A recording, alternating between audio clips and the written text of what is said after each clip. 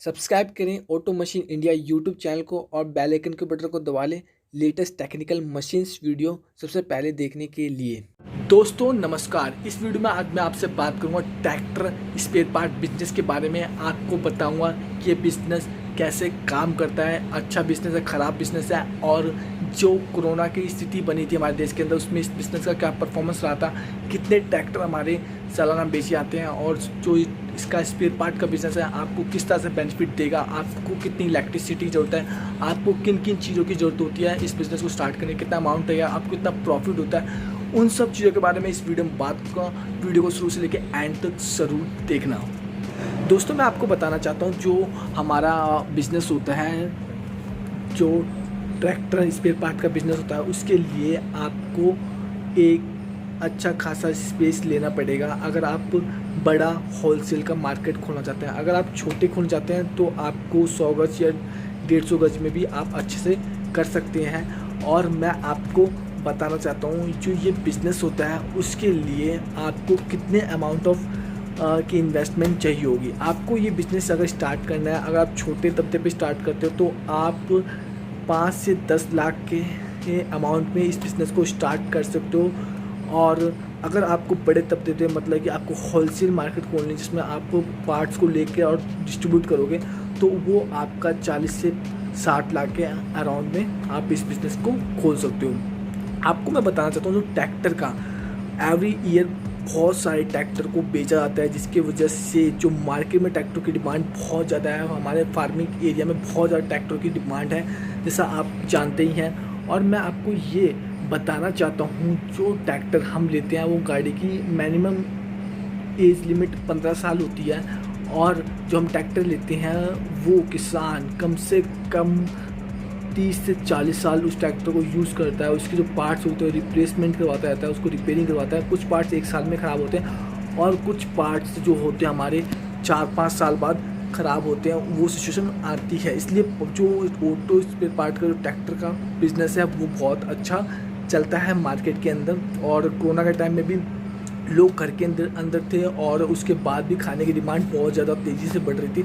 इसलिए जो ट्रैक्टर का लॉस था वो बहुत ही कम देखने को मिला, और उसके जो पार्ट्स का जो बिज़नेस था उसमें उन्हें कोई दिक्कत नहीं, बल्कि उनमें बढ़ोतरी हुई। उनके पार्ट्स की डिमांड बहुत बढ़ी क्योंकि खेती ज़्यादा होती है, और उससे जो अमाउंट ऑफ ट्रैक्टर की डिमांड थी वो बहुत ज़्यादा बढ़ रही थी। और उसके बाद मैं आपको बताना चाहता हूँ जो आपको मार्केट खोलनी है वो आपको खोलनी है उस एरिया में जहाँ पे गाड़ियों का काम होता हो, जैसे ट्रैक्टर का रिपेयरिंग का काम होता हो, और या फिर जहाँ पे जो हमारी ट्रक या बसेस किसी भी का रिपेयरिंग का काम होता है, उस एरिया में आपको अपनी दुकान खोलनी है।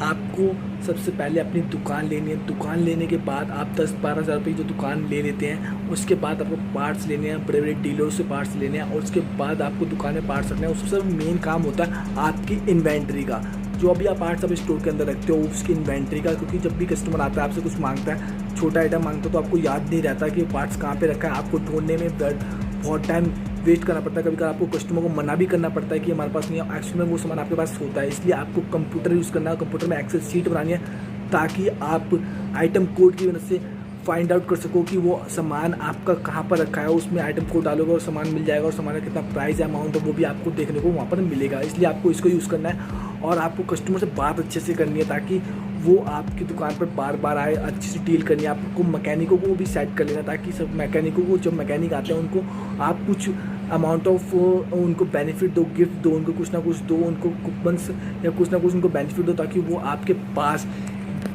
पास बार बार आए सामान लेने के लिए। इसलिए आपको इस बात का बहुत ही अच्छे से ध्यान रखना है, ताकि मैकेनिक आपकी दुकान पर बार बार और भी कस्टमर को लेके आए। इनको बहुत ही अच्छे से रखना है। और आप अपनी दुकान के सामने एक मैकेनिक भी रख सकते हो जो ट्रैक्टर की रिपेयरिंग करेगा, तो पार्ट्स लगेंगे, सर्विस होगी, और बहुत सारी चीज़ें वहाँ से चेंज होगी, और कस्टमर आपके बढ़ने लगेंगे। दोनों बिजनेस आपका बहुत ज़्यादा अच्छे से चलने लगेगा।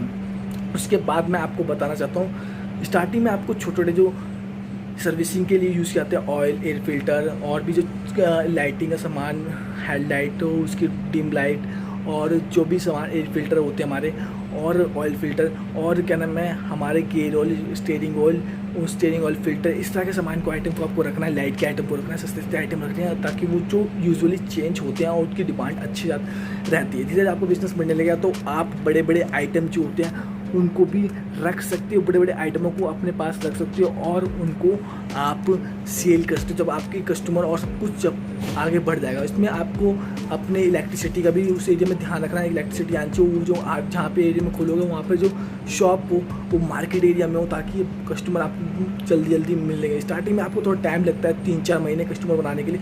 उसके बाद अगर आपका काम सही चल जाता है तो बहुत ज़्यादा आपको बेनिफिट प्रॉफिट मिलता है। हर पार्ट के साथ आपको एक डिफरेंट अमाउंट ऑफ मार्जिन मिलता है। हर कंपनी का तो अलग अलग होता है। जिस कंपनी का आप पार्ट्स खरीदते हो उसका अलग अलग मैटर होता है कितना मार्जिन उस पर मिल रहा है। तो आपको अगर आपके अच्छे खासे आप पार्ट्स बेचते हो तो आप महीने के 70 से 80 हज़ार रुपये कहीं नहीं गए। अगर आप बिजनेस में अच्छे से अच्छे जाओगे डेली अगर आप 10,000 20,000 रुपये का आइटम सेल करते हो तो आप महीने में 80 से 90 हज़ार रुपये कहीं भी आपके नहीं गए, जितना आपको प्रॉफिट देखने को मिलेगा। तो इस हिसाब से आपको इस बिज़नेस को करना है। और आपको रिस्क तो हर किसी बिज़नेस में होता है, रिस्क हर काम में होता है, हर बिज़नेस में होता है, रिस्क तो लेना पड़ेगा। आपको नॉलेज होनी चाहिए, आप टेक्निकल बैकग्राउंड से होनी चाहिए, ताकि आपको ट्रैक्टर के पार्ट्स और टेक्निकल इन्फॉर्मेशन होनी चाहिए, उसमें कौन सा रिपेयरिंग, क्या क्या रिपेयरिंग होती है, क्या क्या सर्विस होती है, कैसे आए उस पार्ट्स के नाम आपको पता होना चाहिए, तब आप इस बिज़नेस को अच्छे से कर सकते हो। अगर वीडियो अच्छी लगती है तो वीडियो को दें लाइक, रेड रंग के सब्सक्राइब के बटन दबा लेना, बेल आइकन के बटन को दबा लेना, ताकि हर वीडियो को आप पहले देख सकें।